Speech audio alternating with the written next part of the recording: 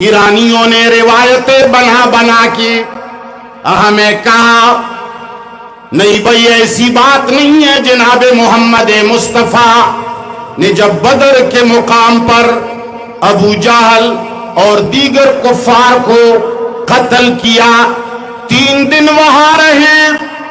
3 دن کے بعد جب رسول اللہ صلی اللہ علیہ وسلم وہاں سے تشریف لے جا رہے ہیں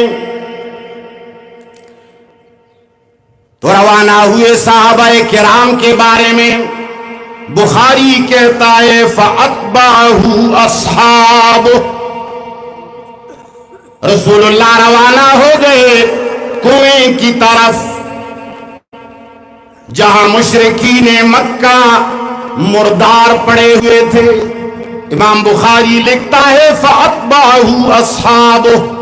علماء کرام سے درخواست کرتا ہوں، علمی نکتہ ہے، سمجھ بھی لیجئے.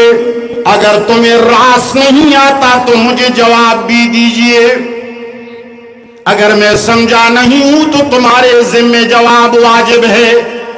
اگر پوری دنیا کے اندر گھوم پھر کر تم جواب نہیں لا سکتے تو پھر تمہیں ماننا پڑے گا کہ مرکزی اشاعت توحید و سنہ کے سٹیج سے جو مسئلہ ہوتا ہے وہ مسئلہ قرآن کریم کے مطابق ضرور ہوتا ہے، معیار ہے اللہ کے فضل سے. رسول اللہ صلی اللہ علیہ وسلم کے بارے میں امام بخاری لکھتا ہے فَأَتْبَعَهُ أَصْحَابُهُ. اصحاب جمع ہے. جمع کے لیے افراد بہت ہو سکتے ہیں مگر 3 سے کم نہیں ہو سکتے. صحابہ کرام کی جماعت بدر میں 313 ہے. 13 یا 14 یا 12 شہید ہو گئے مگر 300 زندہ رہے ہیں. رسول اللہ جس راستے پہ جاتے ہیں، مجھ سے پہلے فاروقی صاحب نے بتایا، جس پیغمبر کے توپ کو لوگ گرنے نہیں دیتے، جس پیغمبر کے وضو کے قطرات کو لوگ گرنے نہیں دیتے، اس پیغمبر کو اکیلا کسی راستے پر جانے کیسے دیں گے؟ صحابہ ساتھ جائیں گے یا نہیں جائیں گے؟ امام بخاری صاحب نے لکھا ہے ہماری امت کو قرآن پر اعتماد نہیں، اس امت کو رب العالمین کے لم یزل کتاب سے کوئی توقع نہیں. ان کو نہ جبرائیل پر اتنا اعتماد ہے، نہ رب العالمین پر اتنا اعتماد ہے، نہ محمد امین پر اتنا اعتماد ہے جتنا اعتماد امام بخاری ایرانی صاحب پر ہے. ہم اس کی توہین قطعاً نہیں کرتے لیکن ہم اس کو محمد مصطفیٰ اور قرآن سے اونچا درجہ قطعاً نہیں دے سکتے.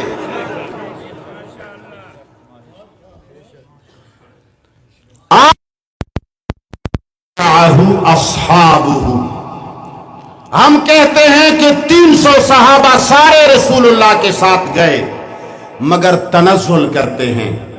اصحابہ کے صیغے کے لیے 3 صحابہ کا رسول اللہ کے ساتھ جانا ضروری ہے. امام صاحب پوری دنیا کو چیلنج کر کے ہم کہتے ہیں آپ 3 صحابہ بتا دیں جو رسول اللہ کے ساتھ تھے اور رسول اللہ مردوں سے بات کر رہا تھا. 3 بتا دیں بس. تم نے بتا دیا ہم مان لیں گے، تسلیم کر لیں گے، معافی مانگ لیں گے کان پکڑ کر.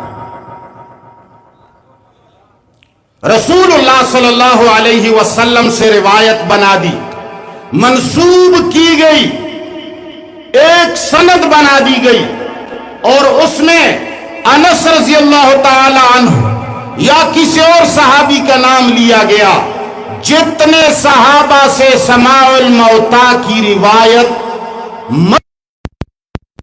ایک بھی بدری صحابی، زور سے بولو، وہ ایک بھی بدری صحابی موقع کا گواہ کیوں نہیں؟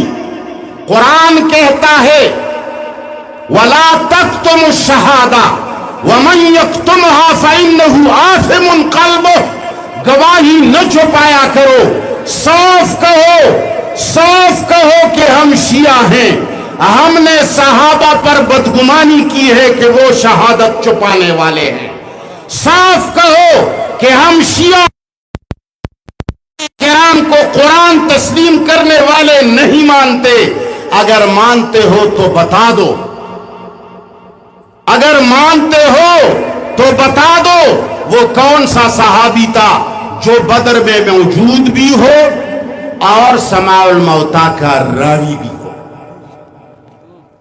انس نے کسی صحابی کا نام تو لیا ہوگا مگر کسی صحابی کے اپنی زبان کا بیان تم کبھی نہیں بتا سکو گے۔ یاران زندہ، صحبت باقی۔